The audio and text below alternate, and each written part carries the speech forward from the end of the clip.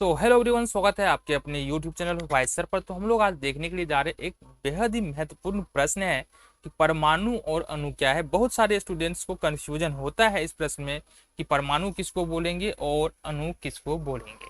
कई बार स्टूडेंट्स परिभाषा को रट लेते हैं, लेकिन अगर बातों को हम समझेंगे नहीं तो फिर विभेद कैसे कर पाएंगे, कैसे अंतर समझ पाएंगे कि क्या कौन सा परमाणु है, कौन सा अणु है। ठीक है, तो शुरू करते हैं और देखते हैं किसको परमाणु बोलेंगे और किसको अणु बोलेंगे। आ जाओ।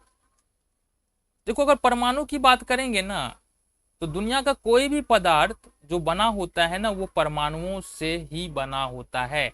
यानी कि पदार्थ का सबसे छोटा से छोटा कण क्या होता है? परमाणु। यानी कि कोई भी पदार्थ जो बना होगा वो किससे बना होगा? परमाणुओं से मिल करके बना होगा।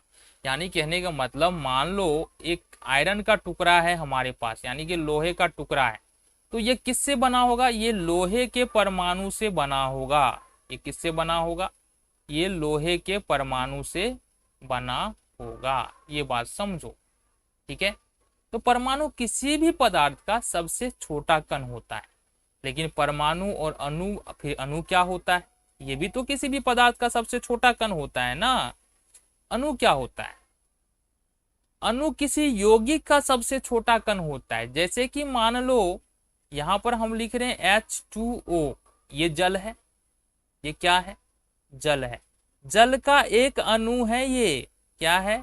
जल का एक अणु है ना। किसका? जल का। ये जल का एक अणु है। कहने का क्या मतलब है?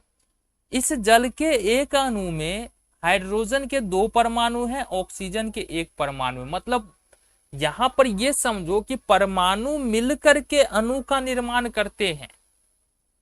कभी भी अणु का जो निर्माण होगा या तो 2 समान परमाणु से होगा या 2 या 2 से अधिक अलग अलग परमाणुओं से होगा। जैसे कि उदाहरण ले लो CaCO3, क्या बोलते हैं इसको? Calcium carbonate. क्या बोलते हैं इसको?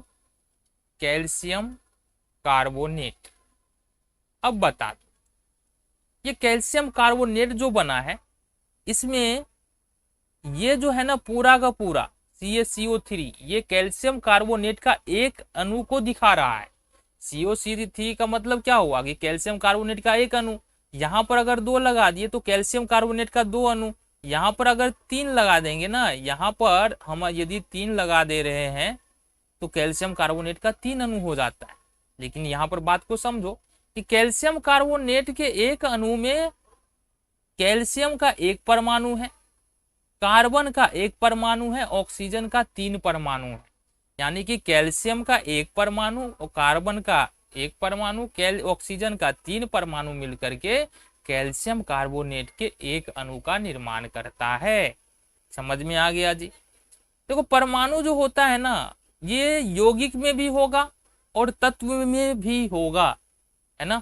यौगिक में जो होता है ना एक ही प्रकार का परमाणु होता है, लेकिन ये तत्व में जो है ना ये एक ही प्रकार का परमाणु होता है, लेकिन यौगिक में जो है ये अलग अलग प्रकार के परमाणु हो सकते हैं। ठीक है, समझ में आया कि नहीं? जितने भी तत्व होते हैं ना वो एक ही प्रकार के परमाणुओं से मिलकर के बने होते हैं। जैसा कि हमको पता है कि पदार्थ को 2 भाग में बांटा गया है। शुद्ध पदार्थ को, एक होता है तत्व और दूसरा होता है यौगिक। एक तीसरा भी होता है मिश्रण, लेकिन उसको नहीं देखेंगे। तत्व एक ही प्रकार के परमाणु से बना होगा, यौगिक एक से अधिक प्रकार के परमाणुओं से बना होगा। ठीक है, तत्व का सबसे छोटा कण परमाणु ही होता है, जबकि यौगिक का सबसे छोटा कण क्या होता है? अणु होता है। डिफिनीशन क्या बोल सकते हैं? किसी भी पदार्थ का सबसे छोटा कण परमाणु कहलाता है। परमाणु का डिफिनीशन हो गया। और किसी भी यौगिक का सबसे छोटा कण अणु कहलाता है। अणु परमाणुओं से मिलकर के बना होता है। अणु किससे बना होगा? जैसे कि हम देख रहे हैं जल का एक अणु H2O, हाइड्रोजन के 2 परमाणु, ऑक्सीजन के 1 परमाणु से मिलकर के बना है। तो ये समझ में आ गया परमाणु क्या होता है, अणु क्या होता है।